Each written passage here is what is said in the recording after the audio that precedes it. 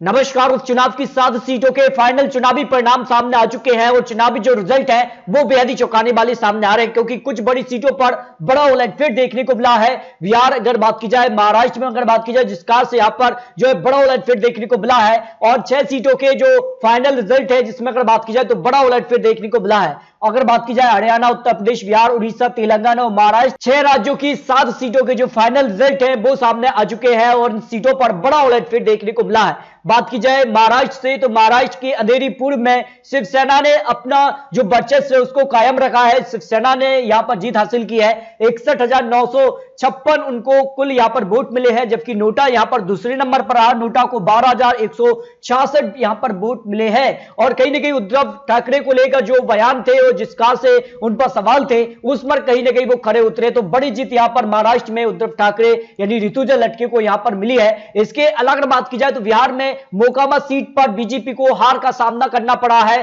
बिहार में बीजेपी को हार का सामना करना पड़ा है। 37,798 यहां पर वोट मिले हैं, जबकि आरजेडी को यहां पर 49,376 वोट मिले हैं। इस हिसाब से आरजेडी ने यहां पर बड़ी जीत हासिल की है बिहार के मोकामा सीट पर। लेकिन अगर बात की जाए तो यहां पर बिहार की यहां पर गोपालगंज सीट पर बीजेपी ने जो अपनी सीट थी उसको बरकरार रखा है। सीट पर पहले भी बीजेपी ने जीत दर्ज की थी और बिहार में जिस कार का गठबंधन था नीतीश प्लस बीजेपी का, वो टूटने के बाद ये पहला चुनाव था और इसमें बीजेपी को जीत मिली है। यानी गोपालगंज में बीजेपी को जीत मिली है तो मोकामा सीट पर आरजेडी को जीत मिली है। अगर बात की जाए यहां पर 51,049 वोट यहां पर बीजेपी को मिले हैं, जबकि आरजेडी यहां पर कड़ी टक्कर देखने को मिली। जो यहां पर एग्जिट पोल में भी आपको जानकारी दी थी कि यहां पर गोपालगंज में आरजेडी और यहां पर बीजेपी के बीच कड़ी टक्कर हो सकती है। 45-55 का जो मार्जिन था उसी हिसाब से यहां पर रिजल्ट सामने आया है। आरजेडी को यहां पर 48,869 वोट मिले, यानी कड़ी टक्कर यहां पर देखने को मिली है। इसके अलग बात की जाए तो हरियाणा की आदमपुर सीट पर भी बिल्कुल कड़ी टक्कर यहां पर देखने को मिली।